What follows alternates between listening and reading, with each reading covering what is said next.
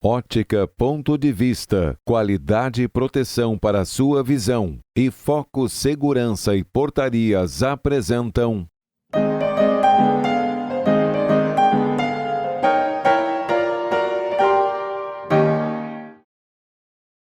Advogado empresarial, especialista em marcas e patentes e apaixonados por carros antigos.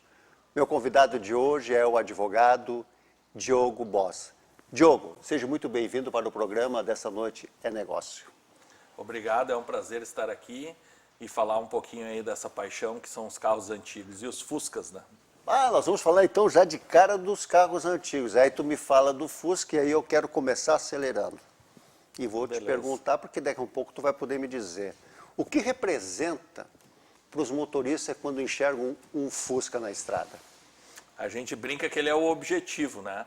O motorista, ele quer chegar no Fusca, às vezes para passar, às vezes para admirar, né? Então, mesmo quando a gente está andando com Fusca na estrada, a gente já mantém um distanciamento para o carro poder nos passar e tudo, não criar um transtorno, né? Mas é porque muitos querem admirar, o Fusca igual que meu pai tinha, e alguns querem mesmo passar, né? O Fusca está ali atrapalhando mesmo se a gente está na velocidade da via. Eu até vou te dizer porque aconteceu com um familiar meu, que adquiriu, tem um carro, enfim, adquiriu um Fusca 77, única dona, com todos os documentos certinho. Que beleza. E ele tem uma nave, mas ele veio de Porto Alegre com aquele Fuca. E aquele barulho, né? Sim. E o pessoal dele meter buzina atrás porque queriam passar, mas é uma coisa muito bonita, até porque como tu está dizendo mesmo, as pessoas quando olham um carro desse, que marcou toda uma época, né? Sim, gerações. Eles não acreditam que o Fuca consegue ainda se desenvolver bem apesar desse trânsito caótico, né? Eu busquei um Fusca em Porto Alegre, fui com a minha esposa e ela disse, eu quero ir no Fusca, eu quero dirigir o Fusca. E para alcançar ela não estava muito fácil, porque estava indo ali na BR, nos carros ali. Às vezes o Fusca é mais ágil que muito carro moderno. Não tenha dúvida, inclusive, nas adversidades, o Fusca sempre soube chegar onde devia, né? Exatamente. Mas por que esse sentimento do Fusca? Porque nós temos tantos outros carros antigos, e porque ele é mais acessível ou por quê? Eu acho primeiro porque ele é simpático, ele passa uma cara simpática, ele parece um membro da família, ele parece ter uma expressão, né, bonita. Eu acho que isso foi por gosto, que foi pensado ali os faróis, para-choque. Então, ele passa isso e muitas famílias cresceram no Fusca. Foi o primeiro carro de aprender a dirigir, o carro que levou a mãe quando estava grávida para ter a criança, depois ela conviveu com aquele carro. Então, tudo isso fez com que esse amor se desenvolvesse. E como eram os carros onipresentes naquela época, né, eles marcaram mais. Hoje a gente tem muitas marcas e muitos modelos muito vendidos. Né? Nós mesmos somos especialistas em carros, às vezes a gente não sabe todos os modelos. E do Fusca, ele realmente marcava a presença. A diferença de uma casa para outra era a cor do Fusca. Né? E não o modelo. Claro, teve as variantes, a própria variante, mas teve o TL, teve a Brasília, a Kombi, tudo que são variações do Fusca. A gente chama de derivados, né? Mas esses carros sempre mantêm aquela alma do Fusca, que é o motor a ar, né? É um motor que ele foi desenvolvido para não necessitar água, né? Então a refrigeração dele é a ar. É uma ventoinha que força o ar nas câmaras ali dos pistões para resfriar. E dizem que era um projeto para a dominação do exército alemão da África. Não sei se procede. Foram usados na África mesmo, porque eles tinham essa facilidade de nunca requerer água, né? Mas que coisa muito interessante, porque tu vê que eu particularmente, quando eu vejo um Fusca, eu também me lembro, porque eu já tive alguns Fuscas e me levou para muito longe e também fiz muito sucesso. A gente fazia sucesso, né? Com certeza. Tu passar ali na Independência, Exatamente. com o Fusca de braço para fora, uau! Ainda botava um solzinho, né? Era muito legal. Aí mesmo. estava só na sinaleira, já levava uma multa, né? E ali era bem fiscalizado, né? Eu lembro que o pessoal do Novo Hamburgo ia para lá voltar bala. Levei uma multa da Independência. Estava só de sinaleira. Para quem está nos assistindo, pode ver que o programa ele é bastante variado. E nós estamos hoje falando sobre carros antigos, porque isso também é um assunto de interesse de muita gente. Mas principalmente também porque aqui para a nossa época, que sempre foi muito rica, ele foi a base de tudo. E lógico, depois com o próprio desenvolvimento, outros carros vieram e com toda uma qualificação. Mas o Fusca tem essa história e a gente acaba não querendo esquecer porque nos remonta de um tempo passado que foi muito feliz para todos nós, né, Diogo? A gente costuma dizer que o Fuca é democrático, né? Por exemplo, no clube do Fusca, tu pode participar com um Fusca de R$ 3.000, como pode participar com um de 30, vamos dizer, é indiferente, uma pessoa vai admirar um Fusca que tem um valor menor, como vai admirar um mais antigo que talvez seja mais caro. Então, quando a gente convida alguém para participar do clube, não tem Fusca, diz, não precisa ter Fusca, é admirar, gostar do assunto, e depois a pessoa acaba adquirindo, compra um Fusca, depois vê, melhora ele, porque como era antigamente, às vezes uma roda faz toda a diferença. Nós temos os carros originais, claro, placa de coleção, que é a famosa placa preta, mas nós também temos carros modificados, o pessoal gosta de botar uma injeção eletrônica, dar algum... Uma quinta marcha também? Quinta marcha. Eu tenho um que é injetado e quinta marcha. Uau! Tá grandão então, É um carro diferente, assim, que o pessoal diz, posso dar uma volta, ver como é que é? Claro, vamos conhecer aí. E falando em negócios, que é o mote do programa, tem toda uma equipe que trabalha para esses carros antigos, compra e venda, especializados em carros antigos. Existe as mecânicas que trabalham com esses carros, porque uma mecânica moderna não tem mais interesse. É muito demorado, talvez, um serviço num carro desse. Funilaria e pintura. Inclusive, no Vale dos Sinos, a gente tem uma grande equipe que trabalha para exportar as Kombis para o exterior. Tu sabe que e pessoal que se dedica para esse mercado, eles praticamente são como perdigueiros, né? Ah, sim. Porque para poder achar uma peça, e isso é um mercado universal, né? Sim. Às vezes as pessoas se comunicam, o cara está lá no outro lado e está faltando aquela peça original para trazer, para deixar o carro como precisa. E isso aí não é só com conversa, é dinheiro também, né? Sim, hoje está muito difícil. O pessoal acha assim, também é tão barato manter um Fusca. Não é mais tão barato como era antigamente, porque começa a parar a fabricação de certas peças e o preço sobe, né? Então, hoje em dia, tu compra um motor completo, 0 km de um carro desses de uso normal, por um valor mais barato do que restaurar um motor de um Fusca, talvez, né? Mas, claro, são coisas duráveis. O Fusca é mais difícil de dar algum problema. Mas as coisas têm custos. As pessoas, R$ 1.000 faz um motor de Fusca. Eu digo, R$ 1.000 não faz nem perto, né? Então, são coisas que vão mudando com o tempo, mas a percepção era que era muito barato. E com essas exportações, as peças vão sendo usadas. São estoques antigos, né? Toda essa turma que agora voltou a gostar do Fuca, querer ter um Fuca, teve um tempo que ter o Fuca na garagem quase que era assim, tá ali atrapalhando. Hoje a pessoa está buscando para comprar um Fusca como segundo carro, passear no domingo. É um casamento também para alguns, né? É que a oferta, compra e venda, ele ainda é um dos carros mais vendidos do Brasil, né? Se tu olhar ali os carros que mais vendem, porque tem um comércio muito grande. Quase não posso acreditar algo assim. Tem um comércio muito grande, a procura é muito grande. Só que quando tu compra, tu te apega, né? É difícil vender também. Né? Pois é, mas eu não sabia disso mesmo. E acho que todo mundo que está nos assistindo também não sabia. São carros fora de linha, mas que ainda são muito comercializados, porque existe toda uma equipe, existem lojas especializadas só em vender esses carros, né? Então é todo um comércio, todo um cuidado que se tem nesses carros, né? Se vê pelos clubes, né? Os maiores clubes monomarcas, que a gente chama, que são de uma marca, só são os clubes de Fusca no Brasil, né? E até ia te perguntar, como é que entrou essa paixão de carro antigo na tua veia? Olha, vem de família, né? O meu avô, ele tinha a revenda Chevrolet, aqui em Novo Hamburgo, onde eram as brasileiras. Quem é mais antigo aí vai saber onde é que era ali. Não é do meu tempo. Foi ali na Pedro Adams com a Marcílio Dias, ali na esquina. Pedro Adams com a Marcílio Dias. O prédio ainda existe ali. Sim. O prédio ainda existe ali. E o meu avô meu bisavô, na verdade, né? Trabalhava ali, tinha essa empresa. E depois, meu pai sempre gostou muito de carro. Então, vem familiar isso de gostar de carro. E daí, um dia, eu resolvi comprar uma DKV. Foi o primeiro carro antigo que eu tive, sem ser o carro normal de uso, né? Uau. Eram carros usados. E todo mundo deu força. Olha, é um carro bacana, é diferente. Novo Hamburgo tem uma tradição grande com DKV. Carros alemães, né? Que é a DKV, o Fusca. Então, dali que eu parti. Daí tive Chevrolet 51, Ford 40. Tive vários carros assim antigos, Landau, fui indo, assim, experimentando. E tá aí o Aerowilis, onde é que entra nessa? Eu tive o Itamaraty, né? Itamaraty, O aí, Itamaraty aí tu já 69, tava claro. com aquela coisa preta por cima, né? É, tive muito tempo o vinil, né? Que a gente Vinil, chama, o teto de vinil. Nossa Senhora. E fui indo, assim, a gente não... Claro, eu fiquei muito tempo na DKV. E depois, por que eu parti mais pro Fusca? Porque as DKVs começaram difícil de se manter na estrada. Claro que existe, o pessoal viaja hoje em dia, não vão me crucificar. Mas é mais difícil manter uma DKV. Então, aquelas mesmas turmas que nós fazíamos passeando para o Cassino, para Santa Catarina, com uma turma de carros antigos, a gente partiu a fazer com os Fuscas.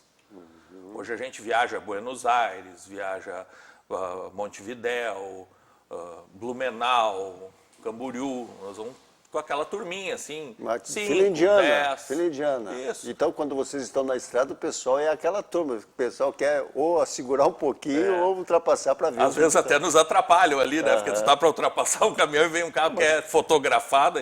Mas eu acho, quando tu sai com um carro antigo, tu tem que estar disposto, né, a mostrar para as pessoas, permitir que as pessoas entrem, conheçam, explicar, né? Então, não vai sair com um carro antigo e alguém quer tirar uma foto e tu não está disposto a deixar a pessoa tirar a foto do teu carro. Então, é o que eu digo, tu tem que estar com aquele espírito e na estrada também. A gente vai com muito cuidado, a gente dá o espaço para os carros nos ultrapassarem, né? Porque às vezes fica ali 3 carros colados um no outro, vai ter um problema para o carro ultrapassar essa turma toda. Então, a gente sempre deixa o pessoal... É democrático. Isso, exatamente, para não... a gente não quer atrapalhar, a gente sabe que tem gente que está trabalhando, não é todo mundo está passeando, é que nem as turmas de moto, né? Claro, claro. Ah, vem um cara mais apressado, aquela turma dá um pouco de espaço para o cara, né? Quem está com pressa que vá mais rápido, né? Que vá, né? E é muito bacana, então por isso que eu acabei trocando Trocando não, né? Não seria a palavra certa, mas indo para o lado dos Volkswagen, que é um carro também... Antigamente, compra uma DKV e entra para a turma. Hoje, a DKV já está valendo uma fortuna, né? Também. Evoluiu muito o preço. Diogo, esse nosso papo aqui está muito legal, mas eu vou querer saber depois daquela quantidade de Kombi que está no cais e estão dizendo assim, bye bye Brasil. Eu quero que tu me conte para nós logo após os nossos comerciais. Se você está gostando do papo, fique conosco e aguardamos vocês. Até mais.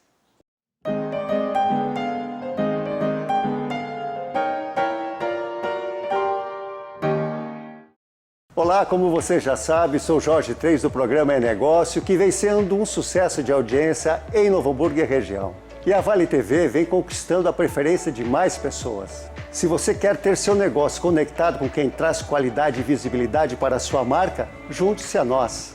Entre em contato conosco.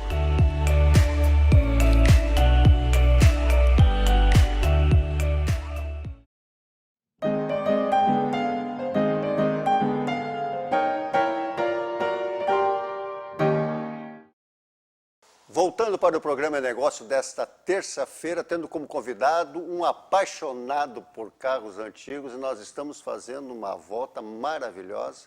E antes da chamada do intervalo, eu disse para ele, Diogo, eu estou vendo lá nos cais dos portos, infinidades de Kombi, uma enfileirada atrás da outra. Eu estou pensando, bye bye Brasil para as Kombis, Diogo?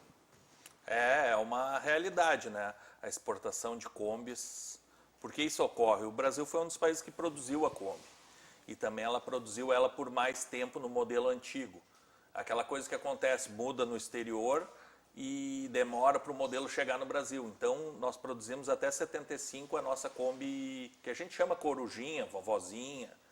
E esses carros estão tendo um interesse internacional muito grande.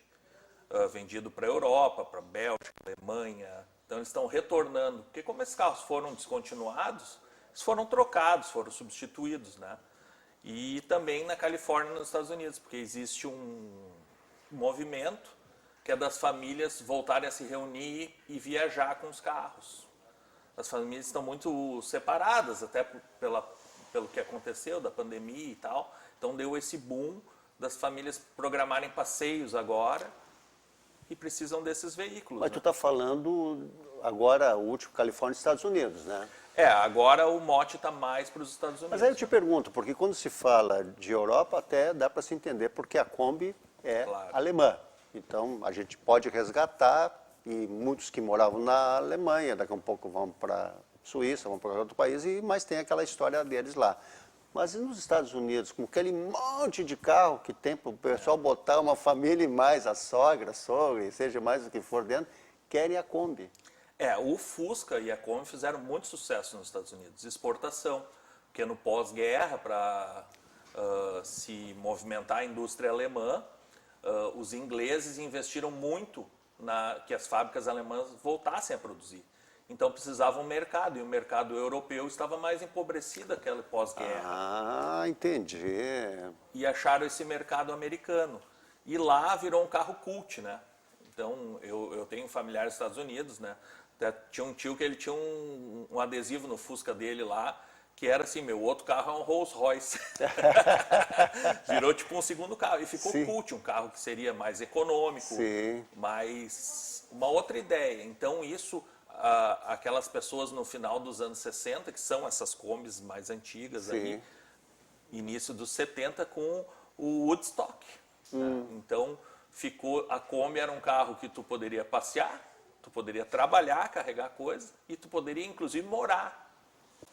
Então, foi um carro que virou cult por isso. Então, essas pessoas que agora viveram aquele momento, agora querem mostrar para os filhos e netos, né, daquela geração, agora como é a vida deles passeando com as Kombis, e os valores estão astronômicos, né, realmente aqui. Mas então, só para a gente ter uma ideia, assim, do que é um valor astronômico um carro como uma Kombi que está sendo exportada, até por uma questão de cultura geral. Claro, claro, vou te falar um caso isolado aqui, mas num leilão, uma Kombi espetacular, que é uma Kombi Samba, que é um modelo que nem teve no Brasil, que ela tem umas janelinhas em cima e era usada nos Alpes para se enxergar, levar os turistas e enxergar as montanhas, os cumes das montanhas. Essa Kombi foi vendida nos Estados Unidos, uma agora no ano passado, por $250 mil. Então são esses valores, assim. Então, claro, acabou que no Brasil as Kombis também aumentaram de preço, né? Então, hoje uma Kombi que, por exemplo, talvez fosse descartada, ela tá para ser restaurada, porque o pessoal diz, não, daqui a pouco o pessoal vai se encher de Kombi lá. Não, mas é toda uma logística, isso tem um custo, né? Claro. Reformar, deixar pronta, exportar, né, o navio, né? Então, e toda essa logística que tem, ela chega lá por um certo valor, mas ainda assim ela tem um valor maior de venda lá. Por exemplo, acontece com os Cadillacs nos Estados Unidos. Lá tem muito Cadillac, né? Então, aqui é muito raro e muito caro. Então, vale a pena a importação desses carros. Então, é tipo uma troca. O pessoal, não, tá indo embora nossas Kombi, tu é a favor disso?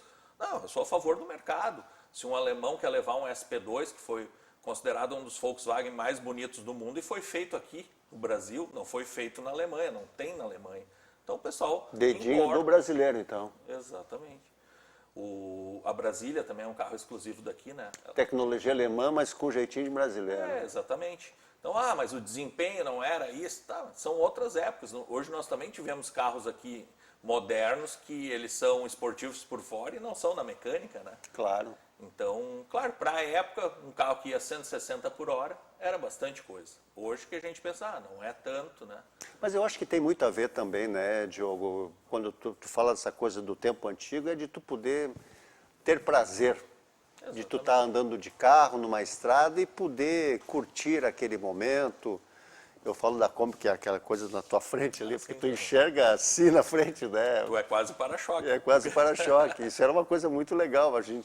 Legal na época, porque era um carro diferente e, com certeza, como também, nem um pouco seguro. Mas, como nós estamos falando, tem o seu valor, assim como o Fusca, que o Diogo falou muito bem, que é o carro que é mais procurado, mais desejado e o mais querido de todos, né? Sim. Até porque, quando a gente falou do Fusca democrático, querendo ou não querer, teve até um presidente da República que achou que podia resgatar o Fusca como, de repente, uma representação da democracia do país, né? E hoje é uns Fuscas bem valorizados, porque eles são Fuscas mais modernos e fabricados em não tanta quantidade. Sim. Porque o povo, naquela época, não queria o Fusca, que queria uma coisa mais moderna. De repente também não queria nem o cara que estava lá, né?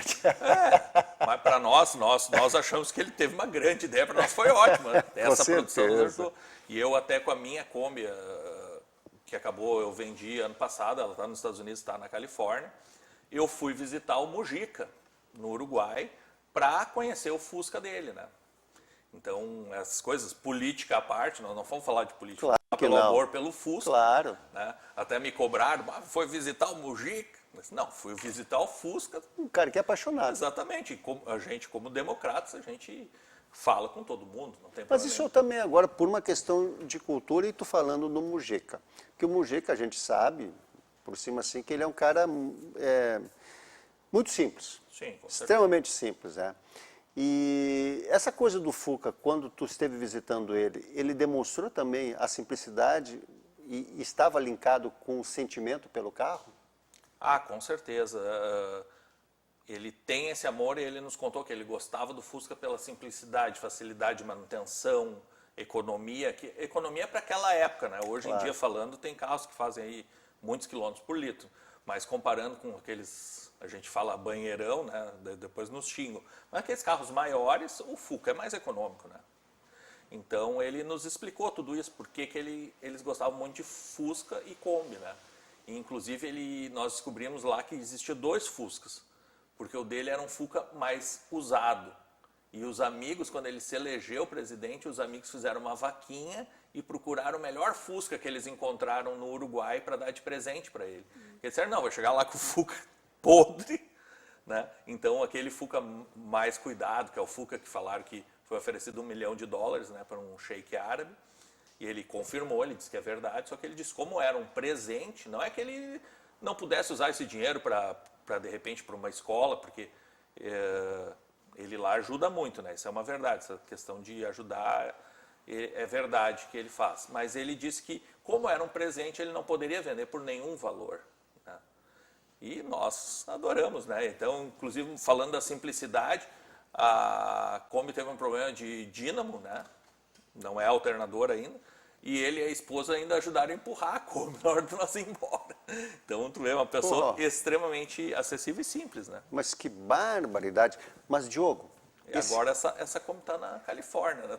Ela está gozando as férias dela lá. Mas além fronteiras, então. Ah, com certeza. Diogo, tu sabe que o nosso programa ele tem uma dinâmica e daqui a um pouco ele vai se externando, mas eu gostaria, assim, de muito rapidamente, de uma forma bastante objetiva, mudar um pouquinho de assunto e cair na tua especialização, que é de marcas e patentes. De forma bastante objetiva, tá? Qual a importância de registrar uma marca e patente, como advogado especialista da área? Sim.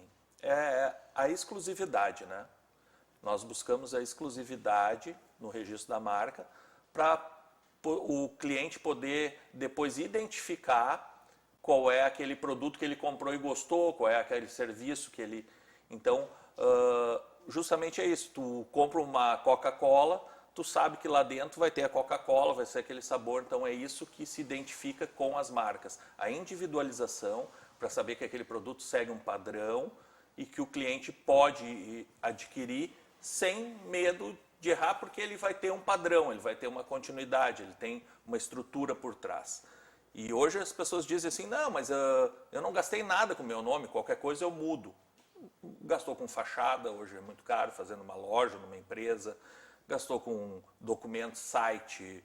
Então, tem vários investimentos que tu tem, que de repente tu tem que mudar de nome, porque as pessoas acham às vezes que é brincadeira, marcas e patentes. Não é. Com certeza que não. Existe toda uma cobrança em cima desses nomes, porque a individualidade é o que acontece, para não existir o desvio de clientela. Né? O cliente tem que escolher entre A e B por livre e espontânea vontade, e não por achar que aquela marca é parecida e ser desviado ou enganado por uma marca parecida. É isso que a gente cuida e trabalha com isso. Diogo, esse assunto ele é bastante amplo, né? E eu quero deixar desse momento um convite para uma próxima oportunidade para a gente explorar um pouquinho mais, porque está tudo muito linkado com o negócio, né? Claro. É uma atividade que todo mundo quer produzir, quer fazer as coisas, quer valorizar aquilo que produz, que descobre, enfim.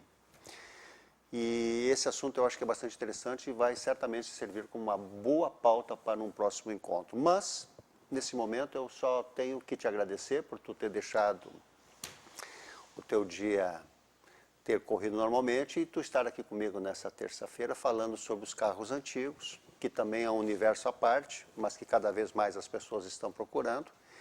E, portanto, meu agradecimento e também te peço as tuas considerações finais.